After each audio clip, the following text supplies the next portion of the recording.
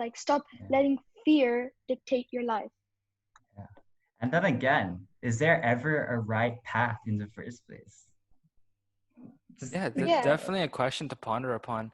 I think it really depends what kind of what ifs we're asking ourselves. I think that's a very powerful statement. Don't let fear dictate your life. Hello, everybody. Welcome to the Roundtable podcast, also known as the Circle podcast, also known as the Triangle podcast. My name is Saud, and today um, we'll be showing you something new. So in today's episode, we're going to be discussing about comfort confinement, and we'll be joined alongside Maaz, Subhani, and Mohsin. Yep. So these two guests of ours are definitely people that have evolved throughout, I guess, the course of their life and more years to come, definitely. They've shown glimpses of taking the leap of faith and in various different things they've done, whether it's a competition, whether it's a passion. They've obviously taken those steps towards getting out of their comfort zone, and which is why we've called them today to discuss their own experiences and also just talk about our own as well. So I want to start this podcast episode off by just a quote by an actor by the name of Sushant Singh Rajput, who's actually a Bollywood actor who committed suicide. But regardless, he had a quote that really resonated with me, and I think you guys will also resonate with it as well. And it was, perhaps the difference between what is miserable and that which is spectacular lies in the leap of faith. And as we know, Sushant Singh Rajput is an actor, but I wanted to direct this mainly towards Mohsin. I know you're big into acting and drama and theater. So can you like recall the first time you took that leap of faith where it was like, I really want to go up on stage and, you know, show myself to the world and really show what I'm passionate about? Yeah, so the first time it was that I never knew that I would just be up on stage a few years ago, but it was in my primary school. And at about in year 6, I got elected as head boy for the primary school, and the music teacher came up to me and just asked me, hey, you're head boy, I think you have some confidence maybe, and would you like to just try out for the play auditions for the end of school play? And I was like, yeah, sure, I'll do it. So I had 1 week to rehearse, and this was my first time doing it really. So I tried my best, and it was my first experience, of course. So I did it, and I got the result, I think, a few days later that I was the main actor, and I was just like freaking out. Wow. Yeah, so I think it took off from there, and luckily I kept it going and loved doing it. And That's I so feel like, great. yeah, and I feel like, it's not that a passion is ready for you to try. You have to do something to get the passion. Hmm. You know what I mean? Yeah, I Yeah. think it's very much so that you can't just wait for the opportunity to come to you. You have to avail whatever opportunity you had. And I think right then and there, your teacher presented you with an opportunity, and it was you that was like, you know what, I'm going to do it. Even if I don't like it, it doesn't matter. She probably saw something in me, and I'm definitely going to make use of that. And I feel like that's really, broadened your horizons in the sense that you're more willing to try different areas where you can improve your confidence in, because confidence isn't just in one area of life where you're talking. It can be in acting, it can be in drama, theater, which is, I think, what you definitely excel at a lot. Do you feel like, I think one thing about acting that gets a lot of people is stage fright. And do you feel like every time you go up on stage, do you still have that feeling where I'm about to go on and I feel a bit nervous? Or is it just supernatural for you now? Was that just a one-time thing? So I think when it all started, I was a little bit scared. Like everyone's scared when they just start off, but like as I kept doing these plays and was on stage doing drama, I feel like it just comes to me. And it's funny how the more people that are there, I feel more comfortable. I don't know why, but I just feel like So yeah, now for you it's just natural, and you feel as if people around you, you don't get nervous. Instead, you rather feed off their energy, and that motivates you to keep pushing through whatever you're displaying on stage. I think that's a really great thing, to be honest. It's a really positive way to approach things. A huge part of stage fright is the people itself. Like the more people it is, you feel more nervous, and that's definitely a huge aspect of it. Let's go to Subhani now. Yeah, so Yeah. speaking of taking leaps of faith, why don't we dive into leaps of change? So I know that everyone at some point has their form of change, right? Whether that be like a physical form, spiritual, or like in fact mentally. So Bonnie, as a friend, I know you to be someone who's changed immensely throughout the years. You used to That's be so this true. very quiet kid. That's true. That's true. Now you've really gone and shown yourself to the world. So how have you grown outside that comfort zone you used to have? Yeah, so let me tell you a story, right? So when I started going to DIS, as Saud already mentioned, I was kind of like an introvert. I never talked to people. I had this fear of talking to people. I don't know why. And like I was always like in my own world, trapped in my own bubble. You could describe me as an introvert because I was an introvert that time. I did not have any friends. I did not really have a social life. And this was in the very beginning years of secondary. So this was like year 7, year 8, year 9. And actually, like frankly speaking, I enjoyed being an introvert. I enjoyed being in my own world, having my own thoughts, because I felt that by being an introvert, by being by myself, I'd have control over what I do. Like I'd have more freedom over everything I do. But then I felt like there was this point in my life where I felt that, I have to change, like I have to move on, because if I stay an introvert for the rest of my life, I will never succeed in life. I will never amount to anything in my life. And so that's when I decided to take the leap of faith and to seek discomfort. And I decided to start talking to people because, honestly, like the best way to socialize, the best way to really build up your confidence is by talking to people. And for me, that was a moment of discomfort because, I was not very confident. I was a very shy kid. I never spoke to people. But by honestly forming social friends, by making friends, like you guys were one of my first friends, like one of my closest friends, which I formed. And that was like 4 years back, almost 4 years back. So we still are. We still are your friends. We still are. We're best friends. Best friends. Is there another group? Don't worry. I might have another group, but no, don't worry. You guys are OG friends. OG friends. Yeah, man. But like really, honestly, when I started forming friends, I felt like myself, like I was changing as a person. I was so, I felt happy. I felt like I was, becoming a better person, becoming more confident. Now, even as I made friends and as I started making friends, I still felt that bit of uncertainty. I still was still the shy kid. I was not very confident. I was still like, I was more confident because I'd made friends, but I still had this insecurity of like not being confident. So that's why not a few years back, but it's probably like 2 years back or something like that. I decided to join many extracurricular activities, like to push myself to start seeking discomfort. And that's when I started joining like debate clubs. That's when I started joining MUN and the Scholars Cup. And I remember with Scholars Cup, I joined a team with Hasan and Krishna. We were the trio team in the Scholars Cup. We went through this one round and it was amazing. And honestly, when I joined the Scholars Cup, I was intimidated, like so intimidated. Like I remember when I was asking Hasan, when Hasan was telling me about the Scholars Cup, Hasan was like, yo, for the Scholars Cup, for the debate round, you got to speak for 5 minutes on the spot with no script, like make up a speech on the spot. And I was like, oh my God, how am I going to do this? It's like when I first heard about this, I was like, I ain't going to do this. Like, I was like, I'm a head out, bro. I'm not doing this competition anymore. But really, but really, like, I had to sit by myself and think to myself. I was like, Maaz, you got to push forward. You got to seek discomfort. And I remember at that time, I used to watch this YouTube channel called Yes Theory. And Yes Theory is a channel which aims to push, and propel people to seek discomfort and to get out of their comfort zone. So really that time was the Yes Theory vibe time. Like Yes Theory were on my mind. And I was like, Maaz, you got to seek discomfort. You got to get out of comfort zone and you got to become a better person. And I did the Scholars Cup with Hasan and Krishna. And honestly, it was like one of the best experiences of my life. Like I enjoyed it so much. I have zero regrets to saying no to not doing the competition. I enjoyed it so much. And I felt like after doing the competition, I changed so much as a person. Like I became so much more confident. Now I can like speak to people. Like I love speaking. I love socializing, bro. It's fun, man.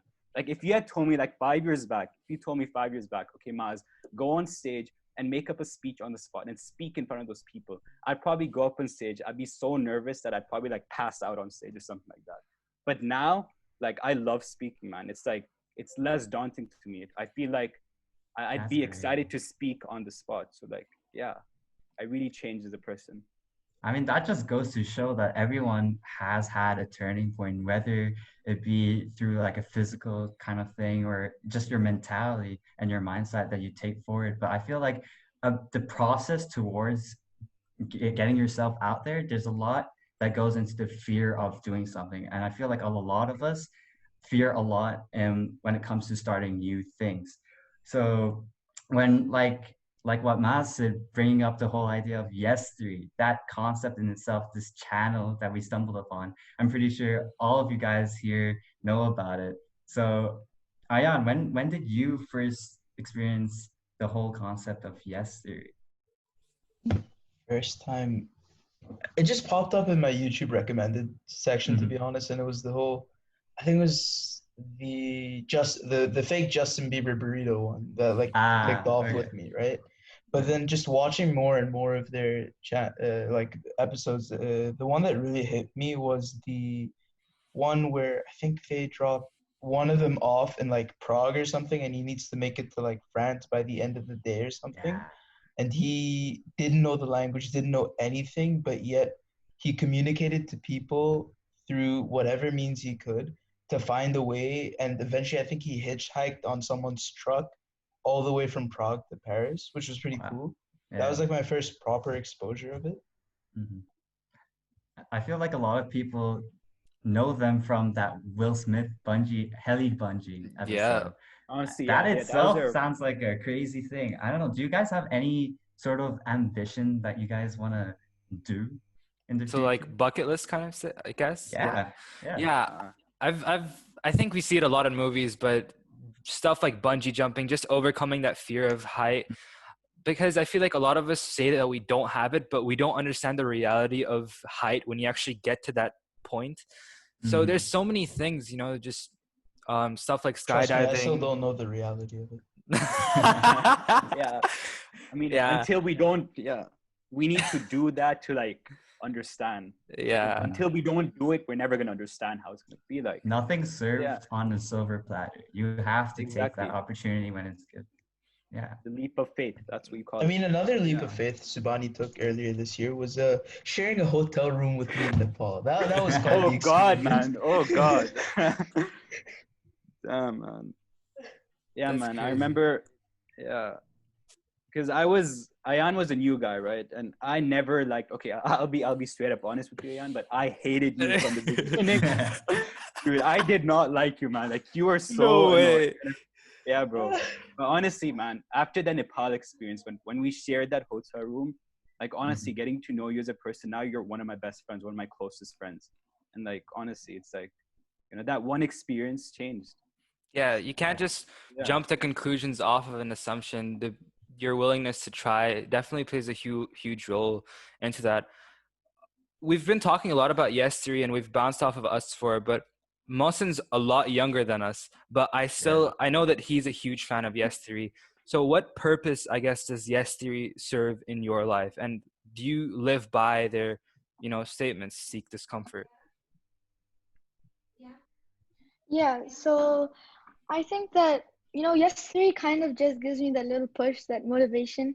Like, they do extremely crazy things, you know, and you don't see a lot of people doing that.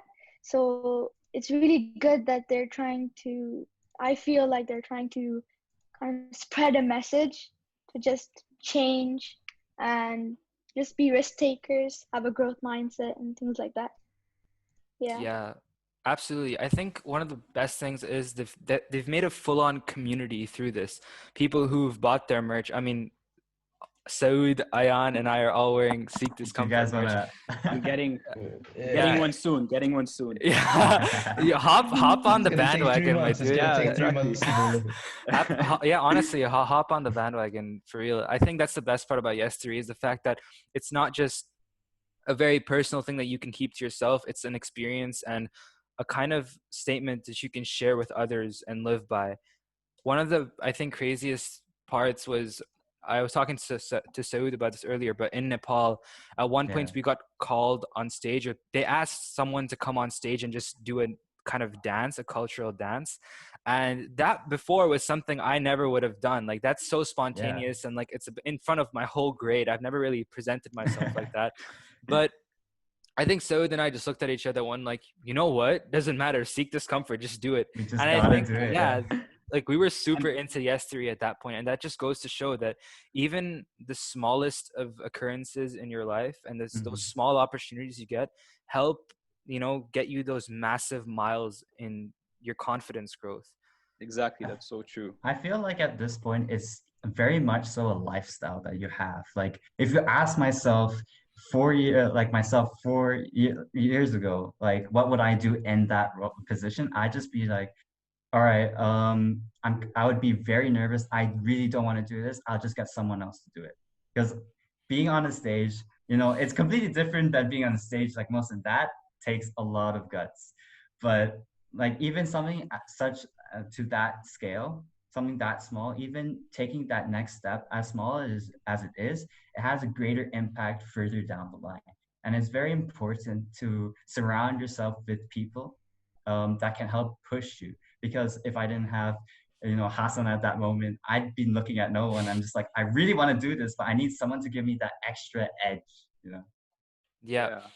I think definitely people play a huge role in you wanting to do something spontaneous.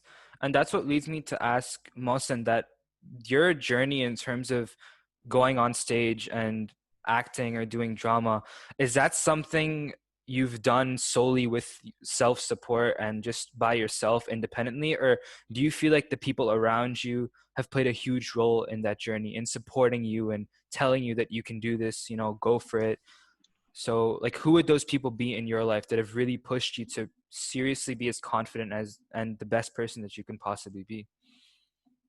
Yeah, so I think that I definitely like didn't do it myself when I started off. It was definitely like my mom, she helped me a lot. And just because, I feel like you would need to start off, you'd need more help from someone more experienced because you start off with very little experience, right? And you still want to start off good. So you'd rather use someone with good experience like my mom and things like that. So yeah, I think the journey definitely, like till now, I still ask her, how is this, and then I do my act in front of her before I go on stage, and then just to, confirm that tad bit, because yeah, I feel like it's really helpful to have someone there. And also, like, even if you don't, you can always try yourself, call a friend or anything like that. Yeah. Yeah, the mother's approval is definitely a huge aspect in everyone's life. I feel like that's the first person you'd ask for anything. And that's definitely something, if you have that, I think you can take on the world. But Yeah. it's just you have to go beyond that as well. You can't just let other people's opinions overtake what you want to do. Sometimes you just gotta get yourself out there and not be afraid to fail, because the experience, the journey, and the process of getting to your goals is more important than your failures.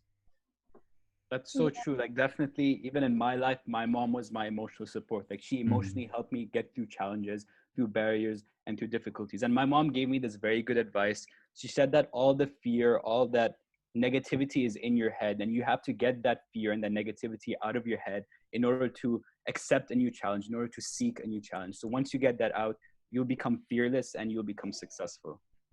I think we're very lucky to have such a great support system, at least for us three. I haven't really heard from Ayaan yet, but like all of us, we've had a I have great parents. I have parents. That's great though. But yeah, I think we're really lucky to have such supporting family members who are willing to really motivate us in whatever we're doing. But I think it's also, as much as we can appreciate our, situation, I think it's important to Yeah. acknowledge the people who don't have that as well, the people who want to do a lot with their life and they have their own dreams and that are absolutely crazy, but there's no support along the way. There's no words of encouragement. And I think we can see that perfectly reflected in one of the members at Yes Theory, actually, Amar, right? Like his Amar, father straight up disowned him because he wasn't doing something that, is conventional. yeah, it wasn't Exactly. something Yeah. conventional. It wasn't something his dad wanted. Mhm. He wanted to Yeah. live his own dream rather than his father's dream. But I think regardless, it just goes to show how getting out of your comfort zone can really show that you can defy the odds, or you can do a lot more, and you don't have to live up to an expectation. Rather, create your own expectations, your own dreams that you can live up to. That's so That's a true. huge part of it. The self plays a lot. As much as people do, the self plays just as much.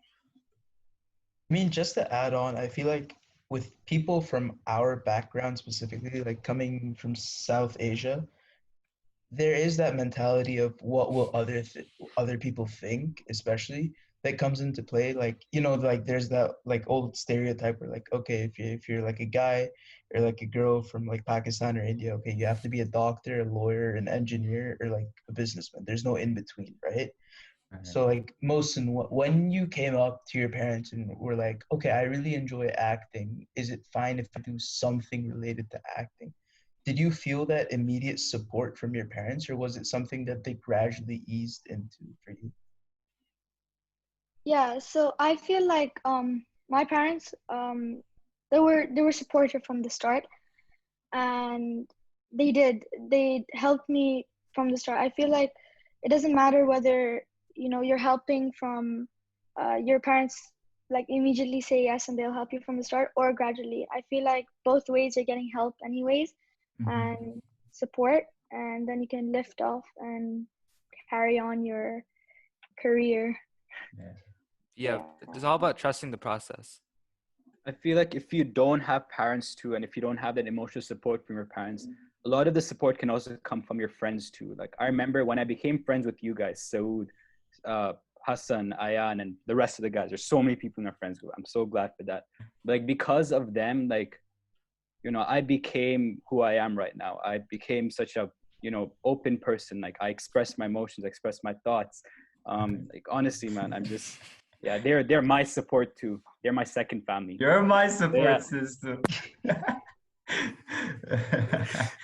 That's great. But one of the crazy things is as well when Ayaan first joined the school. That's a whole story in itself.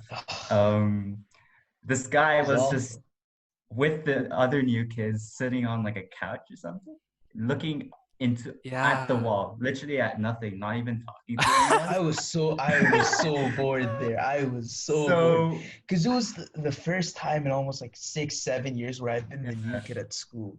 So like I was completely out of it. Like I didn't know how to make new friends. I've always been the guy to help a new person ease into the group, but I was never. He was never the guy. I haven't experienced that side of the fence in a really long time. Yeah, and I think what we did is that I think I went up to Hasan and some of the guys. It's like there's some new kids not doing anything. Do you want to go over there? Let's just like, go. Like again, if you asked me before a couple of years back, I'd never do that. I'd actually never do that. I'm never the person to approach someone, but something about that moment just felt right. I just needed to go over there and introduce myself. Whether they like me or not, I don't really care. The fact that I don't like you, Saud. I really don't. There we go. That's fine. You smell awful at times. Oh no.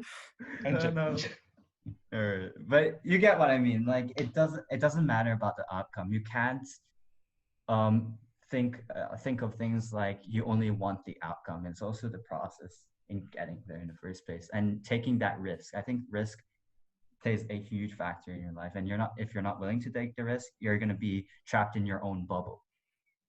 Yep. Regret is, I think my biggest fear, if anyone would ask me, it would definitely be regret. And that's one thing that kind of fuels the need to seek discomfort, because every chance you get and you say no to it, my mind That's a automatically goes to that what if you did it, like what if I Mm. was at the edge of the plane about to skydive, and if I was like, nope, I can't do this, I would never forgive myself, because I would constantly think, what if I actually jumped off the plane? Yeah. What if I actually did that one experience that could have completely changed my life? I think I have a very similar experience to Subhani in terms of how Scholars Club changed his life. The way it changed mine was, I was one day sitting on the table alone, and Krishna, one of our friends, came up to me and he was like, by the way, our third teammate for the Scholars Club just dropped out. Do you want to join? You have to pay by today. And I was like, what? I was like, are you kidding me? And he was like, yeah, we haven't done any revision. We haven't done anything. Just, do you want to join us? And I was like, you know what? Why not? What have I got to lose? Like, they haven't revised either. Neither have I. I've never debated before. Neither have they. So why not? Let's just do it. And we ended up somehow coming 7th in the competition, which was like a huge achievement for us. And we were just Wow. absolutely shook by it, and we did not expect it at all. But it just goes to show that those small glimpses of seeking discomfort that stumble upon your life and that you encounter, it's so important to actually take those risks, because you're going to end up living in regret. And I think that's one thing no one ever wants to live with. Yeah, and like also just to add on, Mhm. we can also continue and prosper even by failure. You know, Yes. it's not always that we go and, for example, if you just go on your first time, do something for the first time and you fail. That doesn't mean you just give up. You have to keep trying if you really love it and if you're really passionate about it.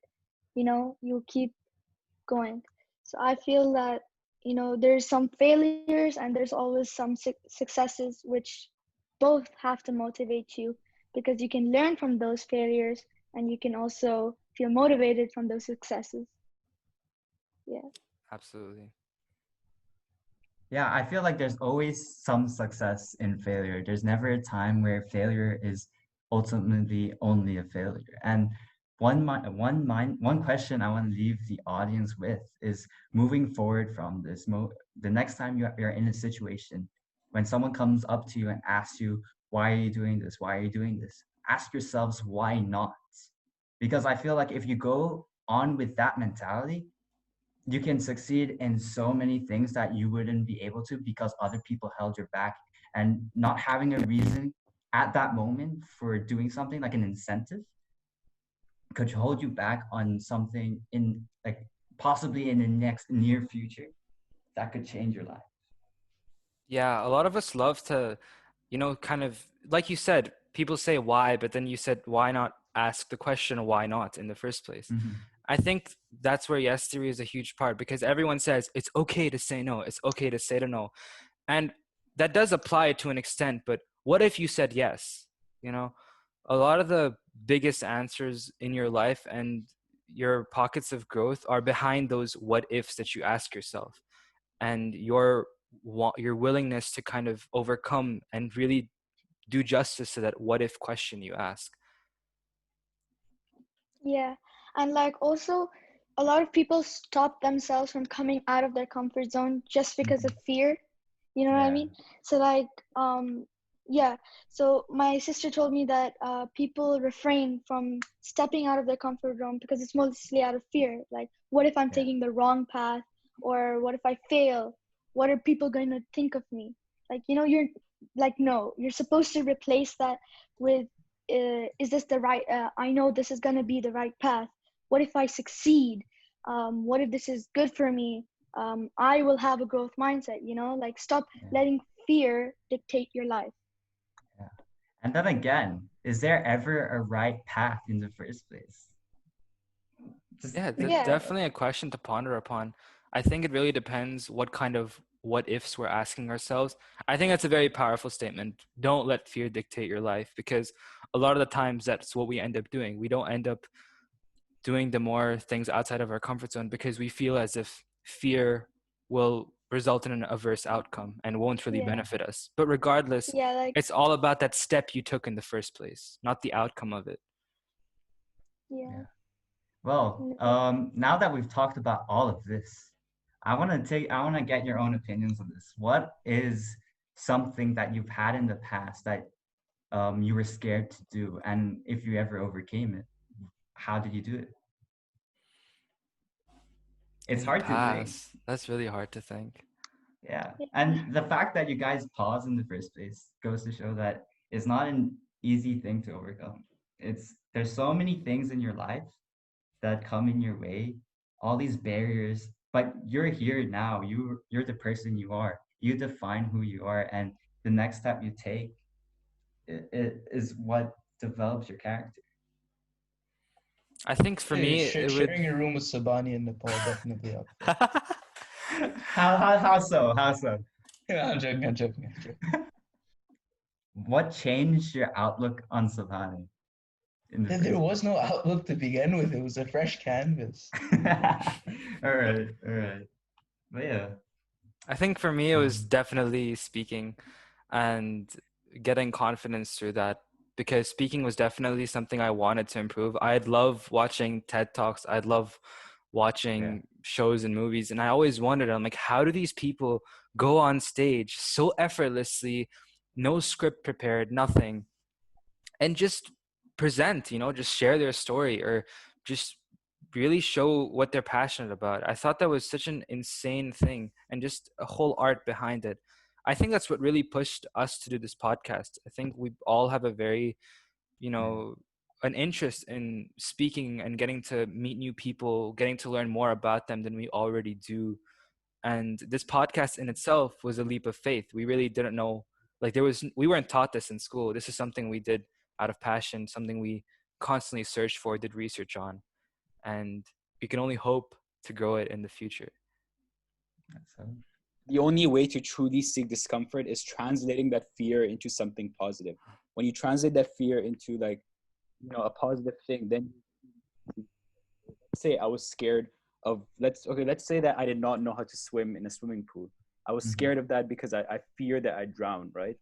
Yeah. But if I were to translate that fear into a positive thought, I'd have to tell myself that, Maaz, you gotta swim, you gotta take that leap of faith, because if you do learn how to swim, you can save lives, you could do a lot of positive things. So really it's about translating that fear into something positive.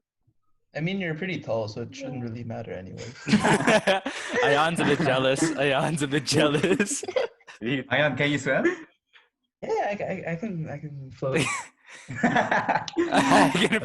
He needs those little floaties on his arms. At the shallow end, right? Shallow end. Kiddie pool, man. Kiddie pool. He just about meets the height requirement. He's good. But yeah, definitely, like Subhani said, it does unlock new doors when you try out new things, and if you take that step, there's so many more options out for you that become available that wasn't there in the first place. True, that's true. And also someone close to me said that there's a difference between being impulsive and being spontaneous. You should also think behind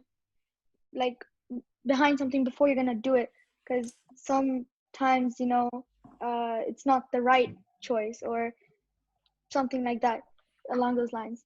So I agree with Mohsin, but with thinking, you should not overthink over a situation. You should not always think of all the bad consequences that will happen. Think about the positive things to outweigh the pros and the cons, and then make that decision. Seek that discomfort. So never overthink in life. Yes, you should think. Don't blindly. Yeah.